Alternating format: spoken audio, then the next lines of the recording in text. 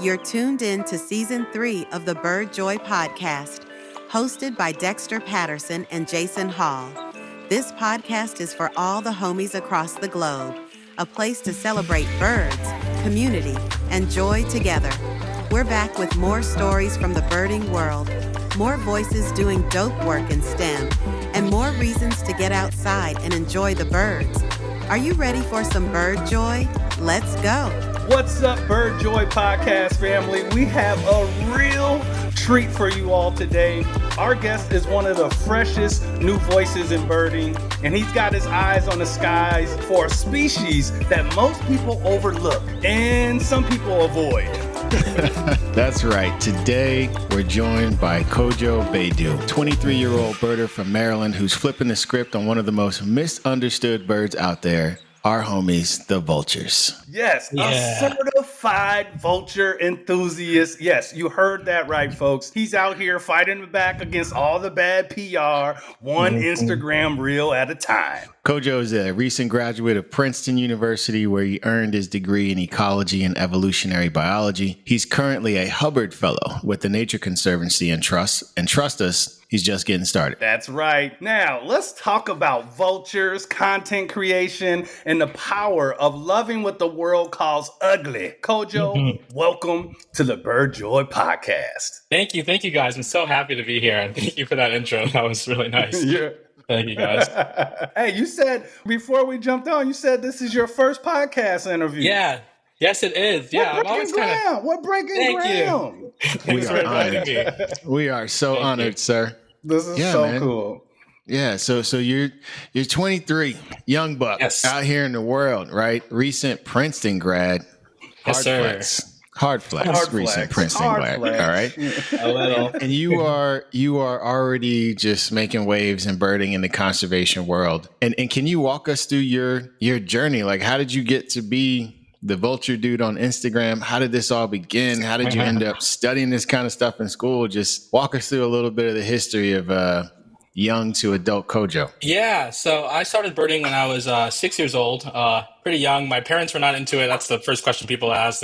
My parents are African immigrants. They don't do outside. And so they didn't do pets, they didn't do any of that. But I was always really into it. And I can even remember being like 4 or 5, and my brother would point out mockingbirds on the deck, and he'd be like, "Oh, those are hawks fighting," and I believed him. But I was like, "Oh, that's so cool!"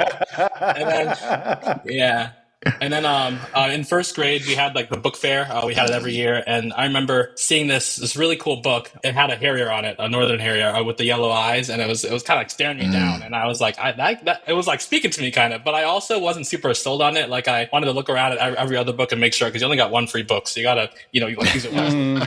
And my brother, and it's funny because my brother's not like an outdoorsy person either. Actually, he kind of is now, but not like a animals outdoorsy person. But he was kind of instrumental for me with that early stage. He went to the same school as me. He was 2 grades above, and his class was visiting the book fair at the same time, right? And so I remember asking him, I was like, I don't know what to get. What do you think I should get? And he, without me saying anything about it, pointed to the book with the harrier on it. It's called Raptor, Kid's Guide to the Birds of Prey or something like that. And he was like, you should get that one with the cool owl on it. And I was like, oh, yeah, the cool owl. Let's do it. And so I got it. Right. So I got it and I loved it. It was super cool. It didn't have like every single raptor in the US, but like the common ones, like the vultures, obviously. And after that, I was a big reader when I was a kid in general. And so I went to the library and I think it was the Smithsonian Guide to Birds of North America, Ted Floyd, with the green one with the red-headed woodpecker on it. Nice. I read that, I literally front to back. And it was like, I remember it was all the cool raptors too, like the southeastern ones, like Zoto and Hawk and all. And I was like, there are more. And then I just realized there are all these birds. Yeah, I read that. He was opening the windows to the wonder, exactly. Jay. Once you start exploring, you going down this rabbit hole and this rabbit hole, and you're like, exactly. Oh my God, like this is. Yeah. I cannot believe there are all these birds out here. Yeah, and the vultures. I feel like the vultures were the first moment where I saw a bird in the field guide and then in real life, and I was like, oh my God, it exists. this. It's real. And like I still remember, actually, probably like 4 or 5 months ago, I went on Amazon and I found the book, because I don't know where it is, my old copy is, but I found the book and bought it for, it's like $15. So now I just have it in my car and just look at it, whatever. Just like kind of go down memory lane. But it had the pictures of the vultures in it, and I saw a turkey vulture overhead and was like, it's the same thing. And saw a black vulture and saw that was different. It had the silver wingtips, and I was hooked. It was all downhill from there. Yeah, my parents, they're not into it, but they were always really, really supportive of it. They thought it was a phase for a while, but they got me like a pair of binoculars and, yeah. You got to make T-shirts that say "birding is not a phase." It's not. Exactly. Yeah, exactly. I get it. I was into snakes at first, and I got like a little herp guide, and my mom is not, again, Africa, all the snakes there can kill you, so she was like, this is not gonna fly. So I went into birds after that, and but always been really into just nature in general. Yeah. That's dope. That's dope. And so did you use that love of birds to kind of, did you know that going to Princeton, like, when I get out, ornithology is going to be the path I go on? Sort of, kind of. So I always wanted to go to Cornell, because I was like the bird place. And then when I was deciding where to go, I luckily got into both schools, which was so crazy to me. I never thought that anything like that would ever happen. I did well in school, and but then you're kind of at a crossroads. You're like, you can't really choose like a bad. Neither of these options are bad, which is, a good problem to have. But it was like my parents were like, "You're going to go to Princeton," and I was like, "Okay, I'm going to Princeton then, whatever." And and I was pre-med. I was pre-med for half a semester. That didn't work out, and I was ecology, but still pre-med. And I had the dream to do birds and ornithology and just nature, but you don't be paying very, very well. And so my parents were kind of like, if you're going to Princeton and spending all this money, you should be, people at the school call it like selling out, like going to Wall Street or going to consulting or whatever the heck. And I was like, I was open to it, but I was also like, I want to do something that, I love. And I really, and it doesn't have to be even just birds, but just environmentally related. I want to feel like I'm making a positive difference in the world. I got out of school, and for one reason or the other, I just did not do well with finding a job. But then I got the job at Cape May for the fall as an interpretive naturalist, which was cool because like I'd always wanted to do that, but I always didn't really want to do like a seasonal job because I was very scared of like not knowing where I was going to be in a couple months. And I've kind of learned that in ecology, especially, you kind of can't get out of doing seasonal work, especially to start. So I'm at peace with that now. I'm happy, but back then I was like, I don't know. But it worked out. It worked out well. And now I'm here in Nebraska. As for the vultures, sorry, I'm kind of going on. It's kind of a long story. The vultures, I did my senior thesis on them, which was also really fun and full circle. I had no idea what I wanted to do, but I didn't want to really travel too far because I had been able to travel like to some other spots for like other internships, and I really liked it, but I wanted to stay near home, especially for my last summer and stuff. And then there's a grad student in my lab who was doing vulture work at Hawk Mountain, wearing my Hawk Mountain shirt, actually. It says, I see that. It says no carcass left behind. I love it. That's right. It's so good. I love it. Yeah, but they do a lot of cool stuff there, and it was a really fun summer getting to know black vultures really intimately. And then I just did some work along with that, with their behavior and stuff that we'll talk about. Yeah, that's the short version of the story, I guess. Awesome, man, you have an incredible story, and I think you're oozing bird joy, which I'm just like beyond excited about. Honestly, on the Bird Joy podcast.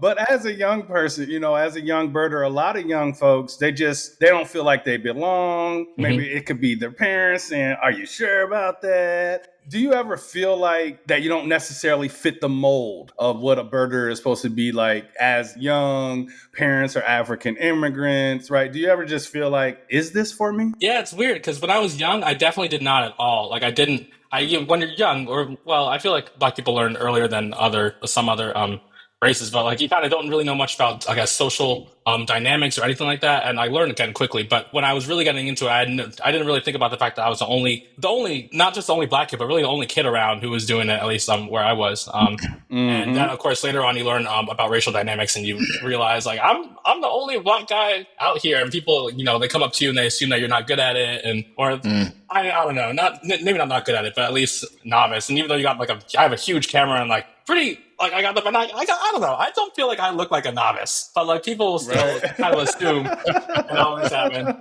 You just kind of show them up a little bit while being still very kind and classy. But like, but I remember when I was a kid, I really had like a chip on my shoulder. I was like, I got a lot to prove. Like people think I don't belong out here. Well, I'll show you. Yeah. I feel like I'm not that spiteful now, but still, I make it kind of like, yeah. No, that's dope. I totally get that. Like, you feel like you have to do a very respectful yet forceful clapback, like to be like, listen, Right. you know, let me come up to me. With Well, all actually, that was this. Yeah, exactly. Yeah. Even the first day I got out here, I went to like a lookout just to watch the cranes fly to the roost at night, and a couple mallards flew over. I didn't know what they were, and there were a couple other people there. I took a picture and zoomed in. They're obviously mallards.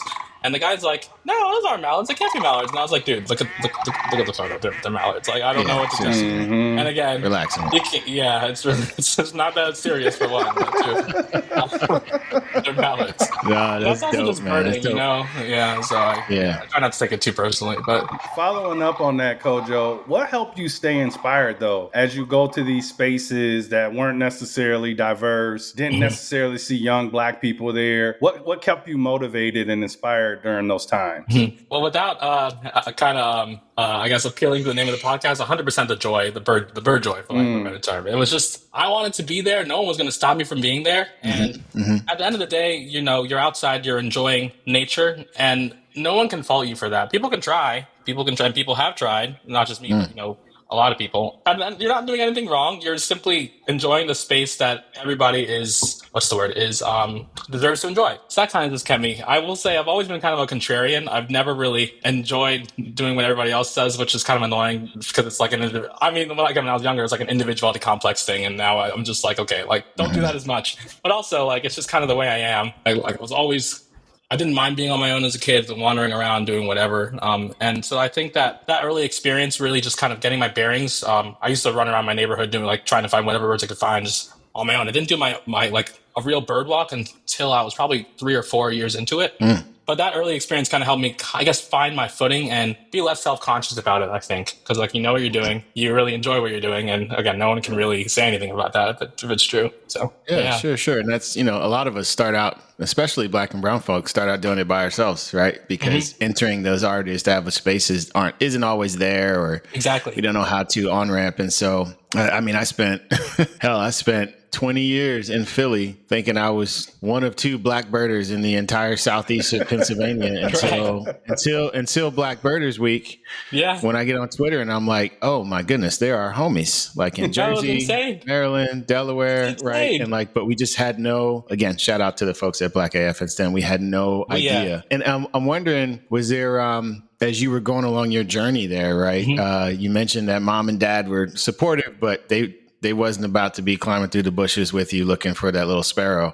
Right. Have there been any key mentors or figures who help guide you once you kind of really got into the space, whether it's your studies in science, birding, or even content creation? A little bit, yeah. In terms of just birding in general, I met a really nice woman the first time I went to Cape May. Her name is Diane. I don't know if I should. I mean, I'm not gonna. No one's gonna know who she is. So, but I met her, and I think the first time I went to Cape. Okay, so I should back up a little bit. So hawk watching, raptors are really one of my favorite groups of birds, and hawk watching is one of my favorite kinds of birding. And so I think one week in September, like 2013, I went to this hawk watch, a local hawk watch, and it was pretty cool. It was decent. It wasn't super good, but they said if you want to see really cool hawks, you should go to Hawk Mountain. And so my dad took me to Hawk Mountain the next week, and it was a good day. It was a really good day. It was super cool up in the mountains, but they were like, if you want to see a lot of birds, you should go to Cape May. And so next weekend we were at Cape May, and they were doing happened to be doing like a Hawks in Flight workshop kind of thing led by Pete Dunn. And nice. And I met this really nice lady named Diane, who basically took me under her wing and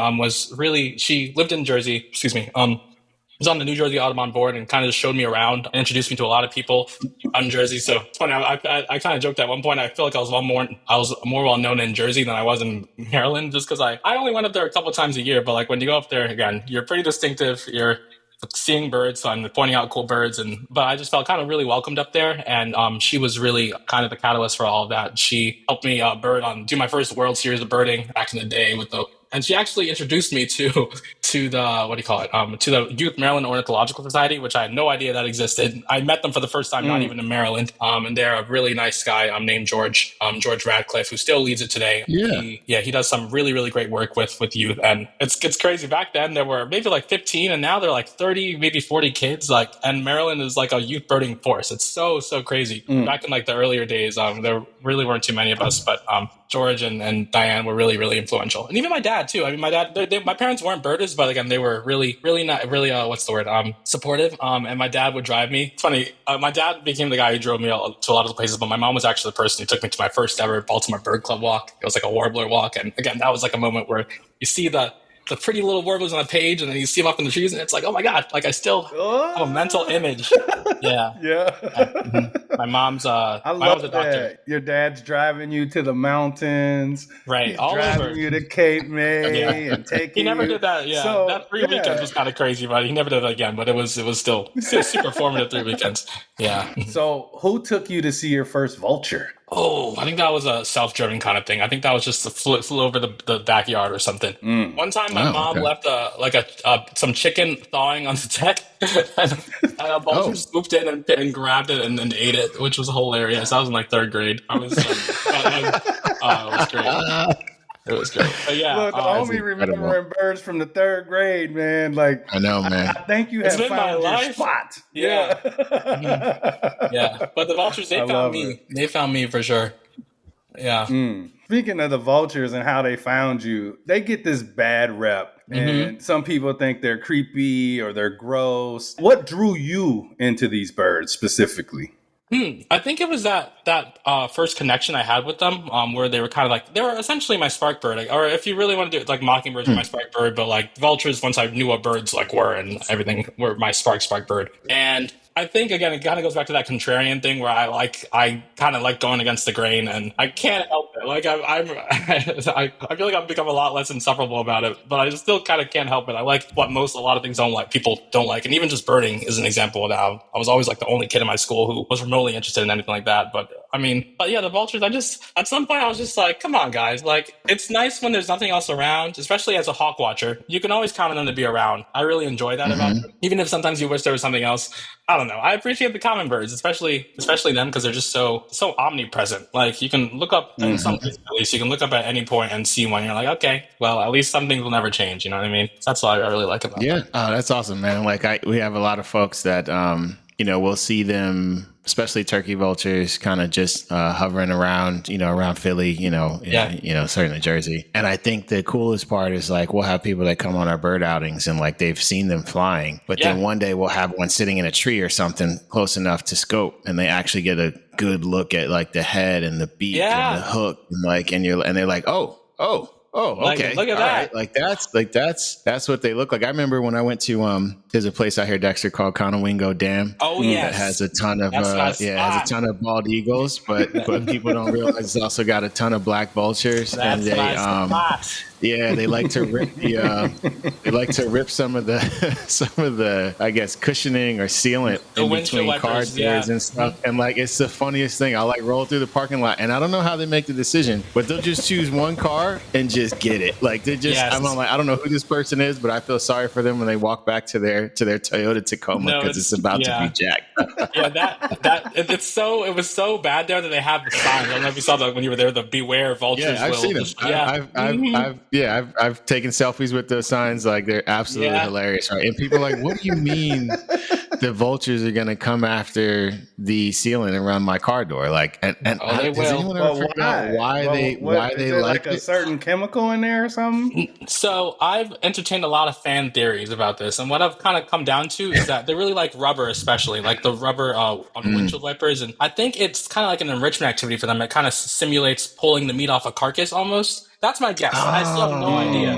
That's a good guess, though, homie. Like they that's pull good. a lot of things. Like they pull in the nest. If you look at like nest cams, if they have like little ivy, like little vines that like will grow over the barn door or whatever, they'll pull those. The babies will pull those. So they just love pulling and kind of just destroying things. I think they're agents of chaos. And at some point, one vulture realized they could do this. Some people don't think they eat it. They do eat it too sometimes. Sometimes they just pull it. Sometimes they just eat it. No. Yeah. Okay. But I've considered going back to school and getting a master's, and like if I did, I probably will. But like one of the things I would really love to study is like this behavior and why they do it and where it occurs and all that stuff. Yeah, but that's wild, man. Yeah, it's a great spot. It's a great spot. And I wonder, like, speaking of things that vultures do that we don't understand or maybe even know about, like, have you had to push back on some major myths about vultures, and which ones have you had to push back on the most when you interact with people? So number one is they can projectile vomit on you, which is it's kind of like an urban legend of sorts. And but when I first went to Hawk Mountain, I learned that because we have to handle them there. Wrangle is a better word. You have to wrangle them. And so when you do that, when you pick them up or when you really start threatening them, they will basically throw up and defecate to lighten the load, is what it's called. And it's just kind of a way to make themselves lighter so they can get away. But the babies will do it.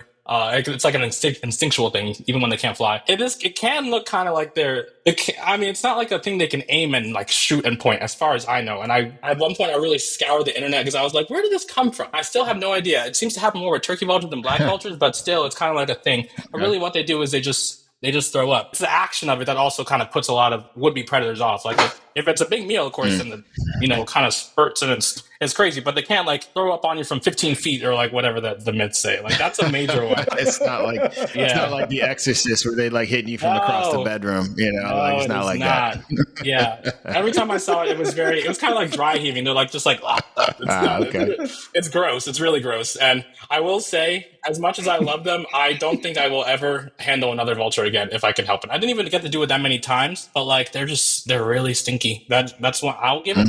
Okay, I've never disputed that they're gross. I've never disputed that. I just think it's an endearing kind of gross, as long as you're not in it or touching it or whatever, But they are gross. And it helps. As long as you don't keep a vulture in your living room, they're totally fine. Exactly. Right? Yeah. Someone's got to be gross. I mean, you probably heard they're like the janitors or the cleanup crew. Yeah. They're super important. I love that about them. Yeah, someone's got to get their feathers dirty. It's not going to be us. It's not going to be the pretty little red-tailed hawk. It's got to be somebody. I just felt like red-tailed hawks just caught a stray there. I felt like there was some judgment. It was the first thing I thought of. It wasn't even personal. I was going to say bald eagle, but I was like, no. Pretty little red-tailed hawk. I'm like, oh. It's okay. Better watch out on your next hawk walk. Kojo, obviously pushing back on projectile vomiting. That's pretty crazy. But what's one of the more surprising or interesting things that you learned studying vultures that made you go, yo, people need to know about this? Yeah, just how really social they are, especially black vultures. That's the species I studied more. Really, all vultures are social, but black vultures kind of take it to another level. They form these communal roosts that they stay in year round, and they function as like food finding information centers, which means that the birds that find food, which are usually like breeding adults, will get followed to that food source by freeloaders, essentially. And so the reason they're so aggressive, vultures in general, is because they can kind of control in some capacity who gets to follow them to these places. Usually if a bird gets beaten up, it's less likely to return to that specific roost the next day. So you have a lot of young birds that aren't breeding yet. They don't breed. They're sexually mature at 3 years old, but they don't breed until like 7 or 8, which is really crazy. They're really long lived. But in that meantime, no one really knows what they do. Just kind of run around from roost to roost and getting beaten up and all this stuff until they, I guess, fuck down inside and settle down and stuff. But they have all these really cool social dynamics that, I mean, you see them and they're really caring towards their family members and towards their affiliates. They form these coalitions of possibly unrelated, like nuclear families that will gang up or band together at feeding sites and roosts and then kind of fight other coalitions and stuff. We don't know that much about those either. But then they're they only fight or are only aggressive towards rivals that are unrelated. And towards their affiliates, they're really, really caring. They do this thing called allopreening, where they'll preen each other, kind of like mutual grooming. Even the babies do it in the nest. It's so sweet. But then they can turn around and be pretty nasty towards other birds. So it's what I want people to know most is that, I don't know, they're not just like birds that fly over you because they think you're dead or whatever. And that's not even happening. That's another myth, by the way. If you're lying down in the grass and a vulture flies over you, it's not checking you out because it thinks you're dead. It's literally just flying around. Like, it's minding its business. So but people think that's not that serious. You're not that important for the vulture to be stopped by. Like, relax, check your ego a little bit, right? Right. Yeah. But yeah, they're just super, super social and really complicated birds. That's awesome. Vultures come out and play. And this is so interesting, and I think a lot of people have come to know you through your social media, right? And you do such a good job of kind of weaving in. Obviously, you're bird joy, which I don't think you could hide it if you tried, right? Like it is there, right? And Like, so you bring all this out, but you tie people into information, like really good information around vultures and other parts of birding and birds. What's your creative process like when you're making a reel or a post? Yeah, so my social media journey was really quite interesting because when I started photography in like seventh grade, I just used to digiscope and just post them and be like, "Yay, this is cool." And I started photography because I wanted I wanted a good home screen for my phone, and I would go on Flickr and screenshot, but a screenshot isn't good quality, so it'd be really blurry. So I'd just be like, So I started taking my own photos. Did photos for the longest time until really last last summer when I was sitting at home unemployed, and in between searching for jobs, I would try and find new ways to rejuvenate my social media, and I realized Reels was kind of the way to go. I was, again, contrarian. I didn't like Reels for a while. I was like, a lot of the ones that go viral are just so mind numbing and no one's ever saying anything. And it's like like, I don't know, like no one, like, what are we doing? But then I realized I had hours and hours of vulture footage because I studied their social behavior at roost and in the nest for my thesis. And I had no idea what to do with any of it. And I was like, let me just post this little thing of me holding a vulture and then two of the kid vultures running around being goofy in the nest. And it blew up. And I was like, oh, okay, so this is what people want to see. So I posted a lot of those. It was just so, I don't know.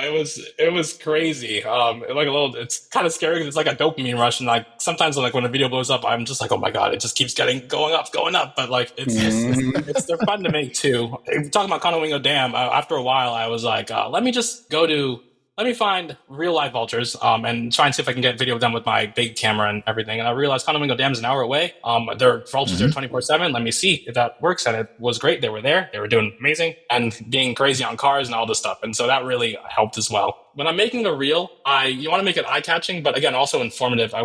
There's time for like the goofy trends and like whatever, and those do help you grow. But I want people to learn something. I feel like social media is the way I'm a yapper, if you couldn't tell already, and it's like a great place for me to just kind of like yap to the void about whatever I love, vultures and other kinds of birds as well. And the vulture stuff, it's kind of interesting because again, I've always been interested in vultures, but like I didn't really become like the vulture guy until my thesis. Really, I really discovered how much crazy stuff there was to learn about them. But then even now, I'm trying to kind of branch out to other things too, because what I'm really kind of worried about is landing in a spot like for a job that doesn't have vultures, which God forbid, but also kind of maybe running out of things and I don't have anything else to post, or no, everyone follows me for vultures and no one really cares about the other stuff. But luckily I've kind of found a couple other niches, and I'm still posting vulture stuff as well, but like it's been cool to show people other birds, because not everybody that follows me is a birder, you know. It's like people that just want to see funny cute videos of baby vultures, and kind of, but to show people those other things too, other cool birds, and have them comment, I follow you for the vultures, this is cool too, or I'm not much of a birder at all, but like this makes me want to go out and see blah blah blah. That's kind of the goal, you know, just to share the joy with other people, and hopefully get as many people hooked, because that's how conservation aims to get met, by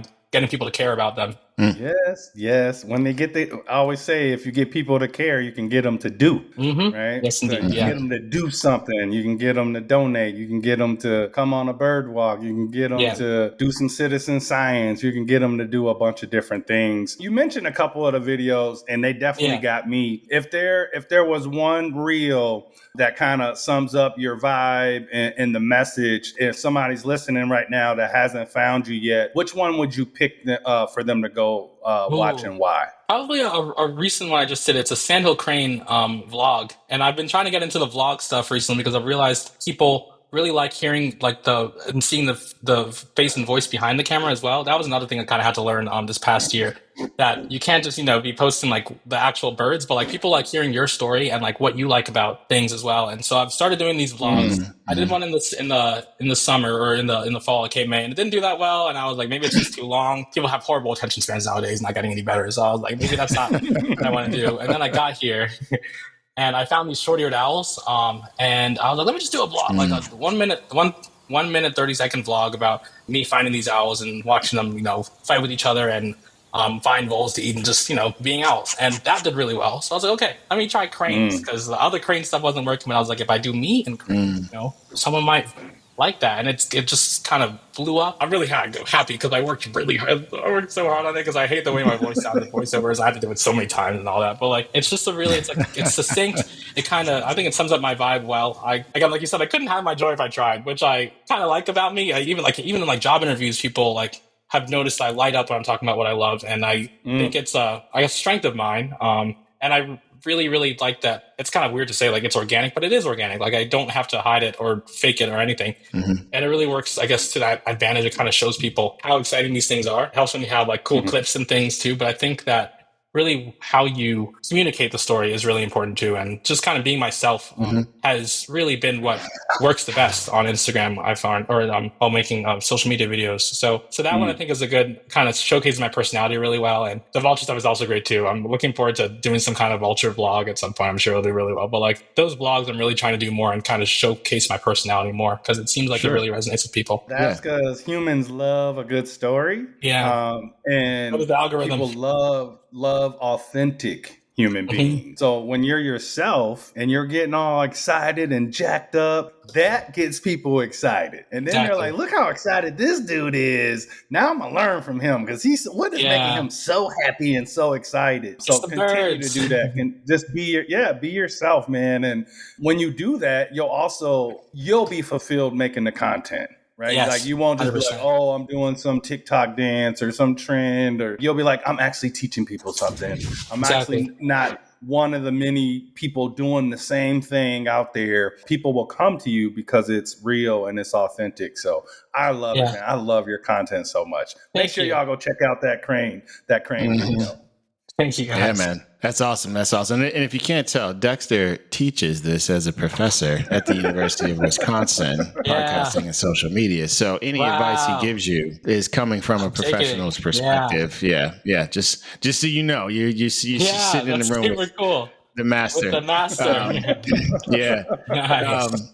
Have you gotten any like major feedback or something that's particularly memorable on any of your reels or social media presence from, I don't know, anyone that you didn't think was watching you or someone that was really touched by something you did that you were like, wow, I didn't realize I was doing that. Like anything come to mind? In general, it's just been the number of people who wouldn't be interested in outdoors or birds otherwise who get shown my content and are like, this is really cool. Because that's the dream essentially, is to show this to as many people as possible. And if they look at the little 15-second video on Instagram and then like it and go about their day, leave a little comment, that's fine. But also the real goal is to, hopefully get them to start little by little noticing what's really around them and their natural world as well. And so whenever I got like a comment that was like, oh, I saw vultures the other day and I thought of you or something like that, I'm like, yes, it's working. The agenda is spreading. Got him. Right. Like it's, I love that. I love that. I actually have before we get off of vultures, I have a follow-up question, Dex, if I can fit one in here. So we talk about turkey vultures and black vultures, right? New World vultures. Do you have an old world vulture that's top of your list that you need to go see? That I need to go see Griffin vultures. Lammergeiers, bearded vultures, Lammergeiers, 100%. I've wanted to see those for years and years and years, and I want to see one drop a bone. Or they even drop turtles. They'll even drop turtles. Or sometimes it's like, I saw the bone drop video, and I was like, what is going on? 100% Lammergeiers. And there's people walking around like, I'm like, y'all know how they talk about the branches and woods are widow makers? That's what them bones be looking like. You know, I'm like, y'all crazy people. It's gonna be Kojo crazy self out there. A new reel. Like, what is it like to get like hit in the head by a Lammergeier bone or something like that? I can see it now. I love the older vultures. They're amazing. Yeah, they're cool, man. They're cool. I feel like they're like I was a big Game of Thrones fan. I feel like they're just dragons from another part of the Seven Kingdoms, And some people don't know this. I don't know if you guys know this, but they're actually completely genetically separate from New World vultures. Yeah. Like they're in different, which is so cool to me. They're like specialized eagles, essentially. They're in Exiptidae and then New World vultures. For a while, it was thought that New World vultures were related more to storks and hawks. Turns out that's not true. They are more related to hawks, but they are still kind of like their own separate thing. And they just evolved completely separately, which is so cool. They're so similar. The old worlds, they do the same things, like with the social stuff and the fighting and the kung fu and all of that. Like the Lapid-faced vultures they do a mean kick. It's really crazy. But they all develop that, those two groups completely separately, which I find so I'm sorry if you knew that already, but it's just so crazy to me. I love talking about it. Isn't that wild though, right? What do they call it? Convergent evolution or something like that. I can't remember. Evolution. Yeah. And the Lapid-faced vultures, when I was in Tanzania, there was a couple kills and we had a bunch of vultures on them. And they were telling me like, listen, the lappet-faced vultures have the biggest beaks and they come in and they're the ones that rip everything open first. And then the other smaller homies come in and eat. And I was like, that's such a wild dynamic that like there's like roles in like interspecies roles for how you get at the kill, right? Yeah. Like that's just wild to me, man. Yeah, in Gorongosa National Park in Mozambique, there aren't many carnivores there because of the Civil War. They did a lot of hunting and stuff, but because of that, there are like only a couple pairs of lappet-faced vultures, and they can't get to every single carcass. So you have whole carcasses that remain like completely unopened because nothing can rip them open. Like the other vultures just kind of sit around. They'll like come to it and they'll just sit around waiting for like one of the 4 lappet-faced vultures in the entire park to show up and like actually like rip it. That's crazy. I never saw one there, but I saw them in Kruger and they're massive. That's tough, man. Imagine how tough you got to feel as a lappet-faced vulture. Like nobody can eat unless you rip it open. Like talk about like, you know, forget the lion. Lappet-faced vulture is the king out there, you know? That's dope. And they show up late too. Like they'll show up late and then command the whole thing. Like everybody like, okay, we got back. Yeah, there's something else. And they know it. That's so cool. Beyond the vultures, my guy, you're sitting in Nebraska right now, and we talked a little bit about the Sandhill Crane vlog that you just did. What stood out to you about that experience? Like, what was that learning experience about? Being in a new environment, really spending time with a new species. What stood out to you about that experience? Yeah, Nebraska has been super cool to me because I didn't know much about the birds before I applied and after I applied for the job. And the crane stuff is, I should back up and say, my position is as a Hubbard Fellow, I'm mostly doing land management stuff and then other just ins and out of a nonprofit and kind of whatever you want it to be, stuff like that. Birds are not really, unless I want them to be, and I do a little bird stuff, but like they're not really part of the job description besides crane season. But even that isn't part of the, like online was not part of I didn't know anything about it until the first interview. And I probably had read about the Sandhill Cranes in Nebraska and stuff before, or Central Flyaway, but I just, it's not a place that, unless you're born here, like it's not, especially as a black birder here, you're not going to like think about Nebraska as like the first place you go to. So it was lies detected, folks. I gotta be real. Gotta be real. I really didn't. I had no idea I was gonna end up here, but it's just amazing. Like the cranes, of course. So for a little rundown, for I guess whoever listens, the Sandhill Cranes, I think 80 to 90% of the world's population of Sandhill Cranes migrates through a 90-mile stretch of the Platte River Valley here in Nebraska, and they go up to Canada and Alaska and even Siberia, and they do so in like a month and a half time frame. You have at peak, you have usually about 650,000 cranes in that stretch, but actually this year we have a record. I think 736,000 cranes were on the river at some point in the 90 miles. So it's crazy. Wow. Literally for a month, you walk outside and you either hear or see cranes and you can't get away from them, which I loved personally. My boss is a really cool all-around naturalist. He did some bird stuff, but he kind of like he jokes and rags on birds and stuff, and he like complains that you can't hear anything else when they're around. But I can't imagine the sound of it's that many cranes. Yeah. So I was also really struck by the fact that they've been doing this since even before the Platte River was a thing. The Platte River is maybe 1 million years old or something like that, or maybe 10,000, I forget. But Sandhill Cranes are 2.5 million years old, and cranes themselves are upwards of 10 million years old. They've been coming through here for forever. You look at them and they look prehistoric, and it just kind of struck me how. Rhinos. Yeah, right. And they sound that's my favorite bird, the Sandhill Crane. Just so you know, right? And you know how they got me is I was in Idaho visiting some family, and they started calling, just 2 of them. And it echoed through this canyon, and you can't tell me a dinosaur didn't sound like that. Like that rattle kind of bugle. Yeah, it sounds like there's a velociraptor just kind of signaling to the homies, like, "Yo, we about to hunt." It's incredible, man. And it's so crazy how a couple of them can sound like so many. It doesn't take that many of them just to make it deafening, and they're a force. Air Force. Yeah, a couple years ago, we hosted an event at the Aldo Leopold Shack, actually, and it's right on the Wisconsin River, and we got to see 16,000 come in, and that's I thought that was a lot until I heard about Nebraska. But just the sound of that was just like, whoa, like Yeah. chills, man. Like, and there were 3 whooping cranes mixed in with them, and it was just a really special evening. And all of our club members still talk about that. They're just special birds. They're also a fascinating conservation story in Wisconsin, because we almost lost them at one Sandhills? point. There were we almost lost the Sandhill Cranes in the state. Aldo Leopold actually wrote about it in his Land Ethic. We only had about 20 nesting pair left in the state, and he basically said, hey, they were over hunting. Everybody was just hunting. Naturally. Oh, there's so many of them. Don't worry about it. There's so many. And before you know it, they were on the brink of being wiped out. And I often tell people that the Sandhill Crane would be our state bird is the American robin. And I always tell people it should be the Sandhill Crane, simply because not only is it super majestic, but it's one of the best conservation stories in the country on how that bird has made its comeback in the state of Wisconsin, and it's doing really, really well. So yeah. And you guys have some Sandhill Crane homies, oh yeah, man. Yeah. You guys have some whooping cranes that breed in Wisconsin too, right? We do.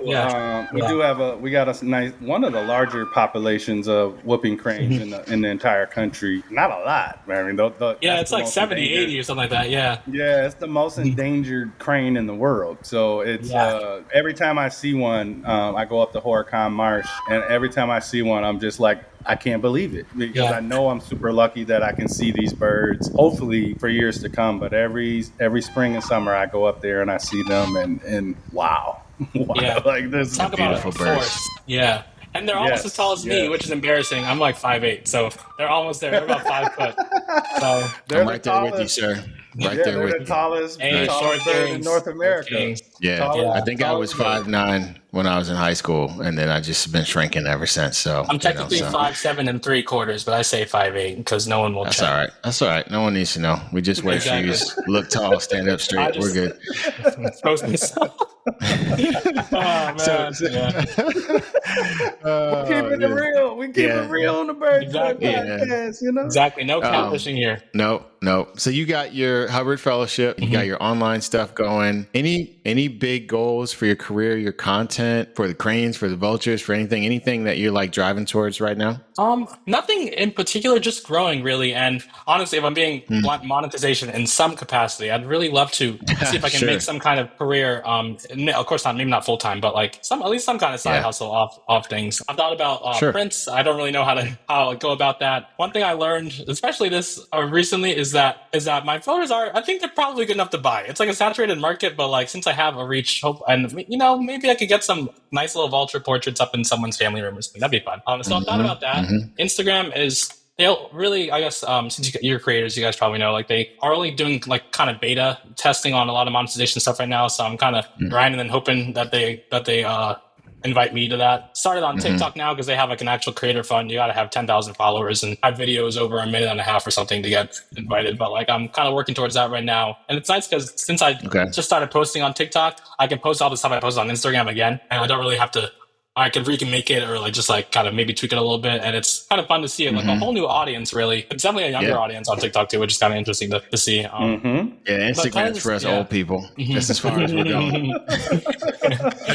Yeah. Maybe I'll do Facebook too. I don't know. Just kind of expanding as much as I can, doing it in my free time and honing my craft, I guess. The vlogs and stuff or more long form content I really want to start doing because people seem to like it. And it's nice to diversify. It takes a lot longer to edit and stuff, but usually the end result is something I really like, and it really gets to show a bird in a more intimate and I guess a deeper light, I guess, which people seem to really respond to, and it's great for, I guess, exposing people to all types of birds and stuff. Really looking forward to that, to showing people what Nebraska is like, because again, a lot of people don't realize Nebraska is a really good place for birding and for the natural history and all that. I mean, I didn't know at all. They want me to come out here, and it's for a year, and I'll do it, and we'll see what happens. But I didn't expect to hate it, but it's blown my mind. So awesome. I love it. You're supposed to be there, man. Super inspiring to see what you're doing. And thank you. We got listeners all over the country. If somebody is listening right now, all over the world, I should say, somebody listening to you right now and they're inspired by you, or they just might feel like they don't know enough, or they're too young, they don't fit in, what would you tell them? I'd say the only way to alleviate those feelings and hopefully make you feel like you're supposed to be outside is by getting outside and doing it more. And whenever you go outside, you learn something. Doesn't matter where you are, how many times you've been to a spot, how many times you've seen a particular bird or a herp or a mammal or whatever. You're going to learn something, and it might be like a very minor thing, but like that's one of the things I love about going outside and being in nature is that no matter where you are, you can see something new and learn something new. And my mom used to, what is it? She used to choose our family vacations based on where she thought I'd see like the most birds or where was a good place. And eventually I was like, Mom, you could literally choose anywhere and I'm going to see something new and I'm going to have fun and it's going to be amazing. Like you don't need to go to like to wherever. Like you can take me to freaking New Hampshire or something, and shout out to moms though. Shout out to moms for the consideration. Exactly. For mom and really dad not to be birders, man. They were nurturing that bird joy, bro. Agreed. They might. I'm joking. I know they don't, but I kind of joke that they might regret it a little bit because they wish I was like still pre-med or being a doctor or whatever. But like it's okay. It's all right. They'll get over it. They probably just happy to see their son is happy, exactly, and your heart full, and you're pursuing something that you love. Ultimately, as a parent, that's all I want for my children. Like, I just want them to be happy. I want them to be making a change in the world. I want them to feel like they're making a difference. And you are, man. This is so cool. Thank you. I knew I was going to enjoy this conversation, Jason. This was another level. Like I just had this, I'm like, this dude oozes bird joy. We have to talk to this dude. Yeah, that's right. And, Kojo, thank you for bringing your brilliance, your love of birds that don't get enough love, and your whole incredible, joyful self to this conversation, man. Thank you guys for having me so much. This was super incredible, and I really enjoyed our time. I can't wait to listen to it. This is what it's about, bro. This is what it's about. Yeah. Bird joy is about embracing all of it. 100%. Even the misunderstood, right? The vultures. You're showing the world, bro, that joy can come in unexpected feathers, my friend. Oh yeah. And where can people follow your work or learn more about vultures or the work you're doing out in Nebraska with the land there and some of the crane stuff? Yeah, I'm on Instagram and TikTok now at Kojo Birder, so the Kojo Birder. Yeah, that's I'm thinking about maybe YouTube. I don't know yet. I don't know. Luckily I have a pretty distinctive name for especially as a birder. So I don't think I'm hard to find. But I will be posting all sorts of stuff. Sometimes I'm like, maybe this is all too, it's not like cohesive enough, but I kind of like it that way. I like jumping over and showing people all sorts. That's how that's what I'm seeing and what I'm enjoying. So yeah, that's where you can find me. Yeah, man. Hopefully you definitely got 2 YouTube subscribers. Yeah, you definitely got 2 YouTube subscribers already from us too. If you decide to do that, man, I would love to see that. We'll definitely link to Kojo's Instagram and his TikTok in the show notes for sure. But we want to thank everybody for joining us today on the Bird Joy podcast. We hope you enjoyed exploring the world of vultures with us and the homie Kojo. Shout out to the BIPOC flock homies. Today we were out at our birdathon. We had 60 species. All right. It was super cool. We had a bunch of turkey vultures flying low in Milwaukee. It was really cool. Make sure y'all check out what we got going on at BIPOCbirdingclub.org. Yep. And the homies in Philly, In Color Birding, incolorbirding.org. We have a bunch of stuff coming up, spring, summer, fall. So look forward to see you guys out. And Kojo, I was out this morning doing some birding and this dude drove by. And when a car slows down and they want to you're like, okay, who's going to talk to me about what? Immediately, is this going to be a positive or negative? The homie was like, listen, I see you got your camera there. Just so you know, behind that shed up there is where they drop all the dead roadkill. And I was like, oh, that's why I see 6 turkey vultures over there on the thing. So I get around there. There's 3 black vultures fighting with each other around this pile of just stuff. And I was like, oh, I am coming back here. Because I was I literally was channeling my inner Kojo. Yeah, I'll tell you, man. But that's so I was cool. I'm going to set up here somewhere and just wait for them to get comfortable with me and see if I can get some footage. Because it's just dope. So yeah. Yeah. Good stuff. Yeah. That's great. I'm so happy to hear. Please share, subscribe, and shout out this podcast episode to all your fellow birders, especially the young folks out there. They need to get Kojo. Help us spread a little bird joy. Oh, yeah. Awesome. Thank you again, sir. Peace, fellas. Thanks, Kojo. Peace, fellas. Thank you so much for having me. All right.